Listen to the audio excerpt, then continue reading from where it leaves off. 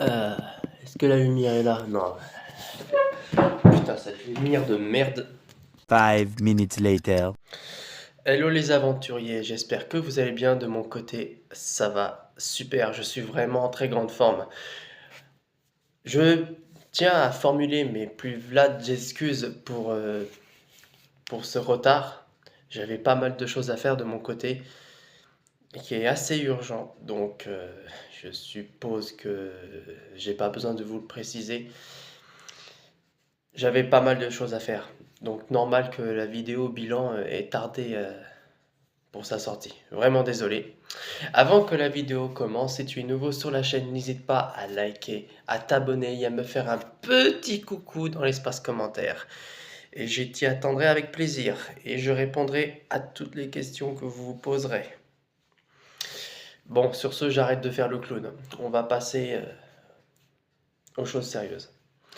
Alors, dans une précédente vidéo où je vous ai partagé 3 jours d'expédition qui s'intitule 3 jours en enfer. Si vous ne l'avez pas vu, ou pour ceux qui ne l'ont pas vu, ou du moins pour ceux qui ne l'ont pas encore vu, bref, je m'attarde trop, eh bien je vous invite à aller sur mon profil Facebook. Je vous invite à aller sur ma chaîne YouTube, de regarder, et vous pouvez pas le louper. Le titre c'est 3 jours en enfer, vous pouvez pas le louper. Alors, sur ce, commençons. On va aborder le bilan. Mais le bilan va se transformer en plusieurs points. Déjà, on va commencer par les erreurs que j'ai commises. Parce que oui, dans cette expédition, j'ai commis pas mal d'erreurs qui auraient pu me coûter très cher. Alors, j'ai eu beaucoup de chance. Et on va parler aussi de l'expérience et qu'est-ce que ça m'a apporté au final. On va commencer par les erreurs, si vous voulez bien. Les erreurs. Ah. La première erreur qui selon moi est très grave, euh, c'est d'être orgueilleux. Pas dans le sens où je prends tous les événements de haut, je regarde les gens de haut, t'es inférieur à moi. Ne me regarde même pas en fait. Non, non, non. Pour moi, dans le sens où je me suis surestimé. Dans le sens où je me suis surestimé et j'ai sous-estimé les conditions météo. En gros, c'était ça ma première grosse erreur, c'est que j'ai sous-estimé le froid et je me suis surestimé par rapport à mes capacités physiques, tout simplement. Alors, j'ai sous-estimé ces conditions météo parce que j'ai estimé que un sac de couchage confort 0 degré et tout le beans sera suffisant pour passer la nuit, les nuits qui ont suivi. Je me suis dit que un matelas gonflable, c'est assez pour passer les nuits également. Bref, le minimum nécessaire pour passer 3 jours dehors comme ça en hiver, je me suis dit que c'est assez. Et bah sauf que non. Déjà, c'est la première erreur que j'ai commise, c'est d'avoir sous-estimé les conditions météo. Parce que je vous avoue, et je vais bien vous l'avouer, que le fait de partir au début quand je marchais, effectivement, j'avais chaud parce que comme je vous l'ai dit, en marchant avec un gros sac qui pèse sur mon dos, effectivement, je transpirais, j'avais chaud. Et je me suis dit que, bon, une fois dans ma tente, parce que voilà, je me suis dit que ma tente, elle va suffire aussi. Voilà, je me suis dit, c'est assez. Je vais pouvoir passer les nuits tranquillement, bien dormir. Non, que nini. Alors, que nini. Ça n'a pas suffi. Le froid, je l'ai senti passer quand même. Même si je suis un gars très résistant contre pas mal de conditions, on va dire, bon, je vais pas dire extrême non plus, mais je suis costaud, bref, vous savez.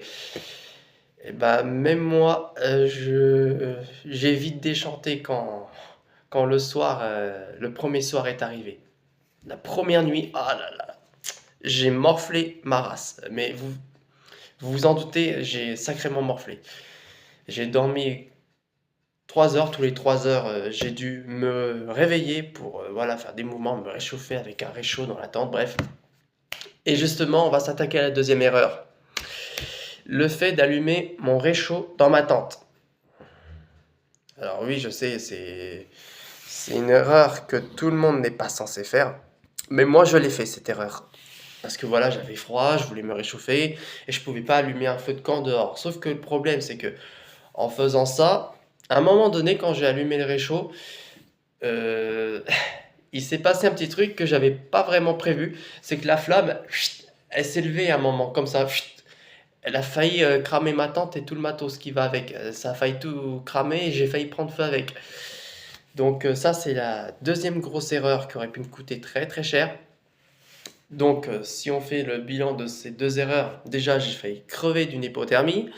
Deuxième erreur, j'ai failli crever en ayant failli foutre le feu dans ma toile de tente et me foutre le feu avec.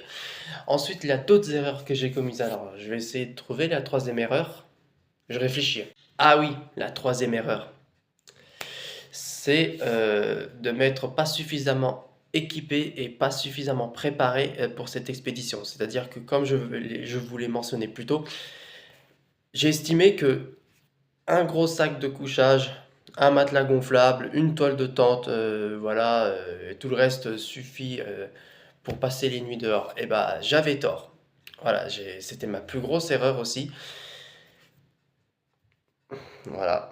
Donc, la prochaine fois, j'essaierai d'être mieux préparé, d'être mieux équipé.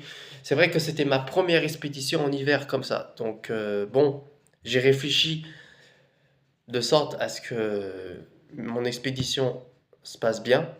Mais j'avais pas anticipé le fait que ça serait beaucoup plus difficile que je pensais. Donc, maintenant, pour la prochaine fois, je le saurai. Et je ferai en sorte de ne plus reproduire les mêmes erreurs.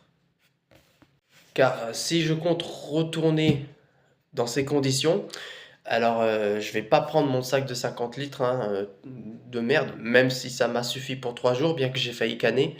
La prochaine fois, je prendrai mon plus gros sac à dos que je possède. Il est quelque part, voilà, dans mon chez moi, il est quelque part, il est caché, il est planqué, je ne sais où. Et je ferai en sorte d'être mieux équipé, d'être mieux préparé possible, afin de ne plus reproduire ces erreurs qui auraient pu me coûter cher. Ensuite, j'ai quand même appris pas mal de choses. J'ai appris beaucoup de choses. J'ai appris à ne pas sous-estimer la nature. J'ai appris à être beaucoup plus humble. Parce que vous savez, je suis quelqu'un de très sûr de moi. Alors je me la pète pas. Au contraire, je suis quelqu'un d'assez humble d'ordinaire. Mais je me suis rendu compte que j'étais pas si humble que ça. J'étais encore un petit peu orgueilleux. C'est cet orgueil qui m'a amené à faire cette erreur qui aurait pu me coûter très très cher. Pour tout vous dire, j'ai failli rejoindre le monde des esprits. Voilà, si vous voulez voir ça comme ça. Et bah, je ferai en sorte de ne plus reproduire cette erreur. Ça m'a appris à être beaucoup plus humble face aux forces de la nature. Ensuite, j'ai appris aussi que, que dans certaines conditions, on est sur le point de baisser les bras. Jusqu'à maintenant, pas vraiment connu le découragement jusqu'à maintenant. Je pensais pas que ça allait m'atteindre à ce point-là mentalement. Et là, pour le coup, j'ai vraiment cru que j'allais jeter l'éponge. Et c'est justement là que ça va être beau. Ça m'a appris à continuer. J'ai appris à continuer, j'ai appris à prendre sur moi, j'ai appris à affronter mes peurs et de faire face. J'ai continué malgré tout. J'ai appris à persévérer. Ça m'a aussi renforcé mentalement. Ça m'a aussi bien mentalement que physiquement, ça m'a renforcé. J'ai appris à ne pas laisser tomber. De toute façon, j'ai jamais laissé tomber quoi que ce soit. Mais sur le coup, j'ai vraiment cru que j'allais abandonner pour la première fois, ce qui ne me ressemblait pas. Ça m'a puisé dans mes ressources. Vraiment, j'ai cru que j'avais atteint mes limites. Enfin, je commençais à atteindre les limites, mais je l'ai dépassé cette limite. J'ai transcendé les frontières entre l'impossible et le possible. Voilà, j'ai dépassé mes limites. Voilà, j'ai persévéré. Et qu'est-ce que j'ai appris d'autre? J'ai appris que aussi, quel que soit dans les domaines de la vie, les événements qui nous attendent, les épreuves qui nous arriveront en pleine face, il faut être préparé. Il faut être préparé, mais ça m'a également appris que on aurait beau se préparer au mieux, il y aura toujours des événements, des imprévus auxquels on n'aurait pas songé, qui nous arrivent malgré tout droit dessus, alors qu'on a fait de notre mieux pour nous préparer. Mais même s'il y a des imprévus qui arrivent malgré notre préparation, au moins ça amortit l'impact. Voilà, ça réduit le dégât. Il vaut mieux réduire le dégât que se prendre 100% de dégâts en pleine tronche. Vous voyez ce que je veux dire? Mais ça montre à quel point que quels que soient les événements de la vie qui nous attendent, on n'est jamais surpréparé. Et ça, qu'importe nos préparations matérielles, physiques, mentales, on n'est jamais préparé à ce qui va nous attendre. C'est pour ça que la préparation, même si on n'est pas devin, même si on n'est pas en mesure de prédire l'avenir, on ne peut qu'anticiper, on ne peut que planifier. Mais pour ce qui est des imprévus et des événements imprévus, ça, on ne peut pas le prédire. C'est tout. Il n'y a que en être préparé que ça peut amortir le choc. Voilà, on peut qu'amortir le choc. Il vaut mieux amortir que de se prendre toute l'impact à son plein potentiel en pleine tronche. Maintenant, le bilan de tout ça, bah, c'est que grâce à cette expédition, j'ai appris beaucoup de choses.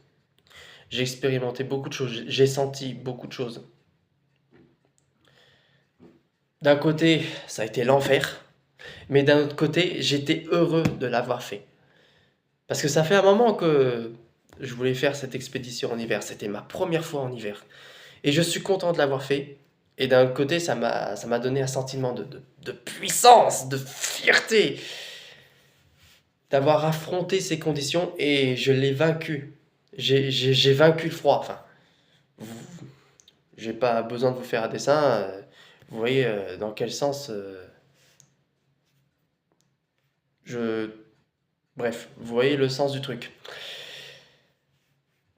Et aussi, pour la prochaine fois, si je compte remettre ça, je vais faire en sorte pardon, d'être mieux équipé, d'être mieux préparé possible afin de réduire les risques de faire des grosses erreurs. Parce que, encore, j'étais pas loin d'un village. On aurait pu me retrouver, même si je doute que si j'allais claquer, bref.